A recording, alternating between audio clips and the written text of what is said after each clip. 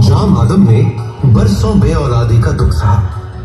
हजारों मन्नतों, मुरादों और दुआओं के बाद खुदा ने उसकी मुराद पूरी की और उसे चांद से बेटी अता हुई।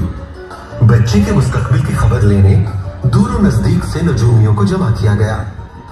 इल्मे नजूम की पेशन गोई आई कि ये बालिग होते ही एक अजनबी की मोहब्बत में गिरफ्तार होकर सहराओं की वसतों में खो जाएगी।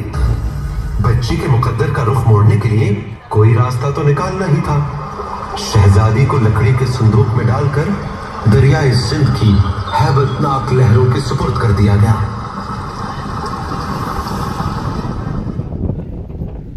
हो गई और उसकी बीवी के लिए रहमत बन गया। उन्होंने बच्ची का नाम ससी रखा, यानी बेइंतहा खूबसूरत।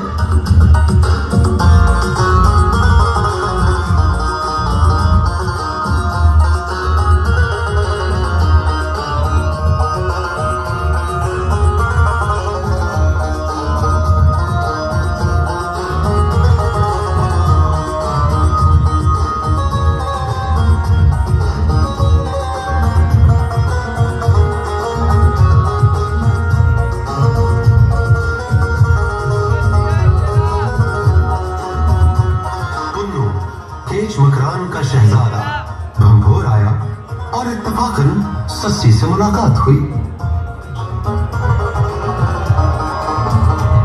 हवा ऐसी है जैसे बारिश अभी थमी हो।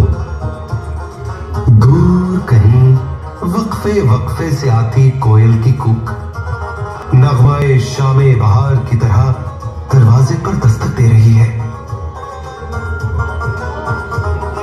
सितारों के झुरमुट और चांदनी की चकाचौंध में भीगी हुई ये शाम कितनी खूबसूरत है।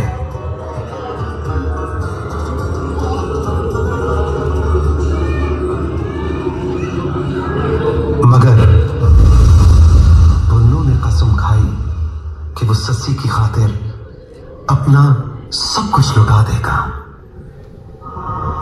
मगर उसके भाई उसे लेने पहुंच गए। उसी रात उन्होंने दोनों को नींद की दवा पिलाई और शहजादे को उठा ले गए।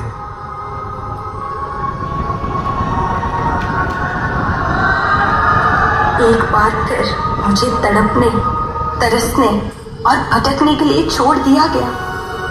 उसकी तलाश में जो मेरी दस्तरस में था, अब एक अनजानी सम्त की तरफ, एक अनदेखे रास्ते पर।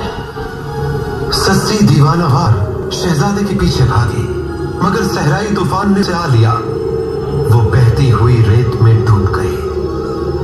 पुन्नू से तलाश करता हुआ पलट कर आया तो सस्सी का दुपट्टा रेत में धंसा लहरा रहा था।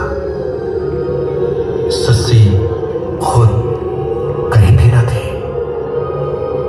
सिरकती हुई रेत में पुन्नू की सांस भी थम गई। उसका जिस्म और रूह दोनों सस्सी से जा मिले।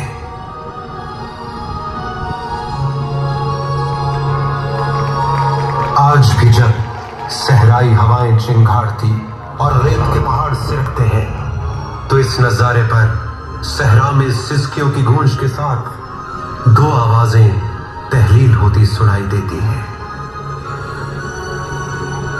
सस्सी, पुन्नू, सस्सी, पुन्नू।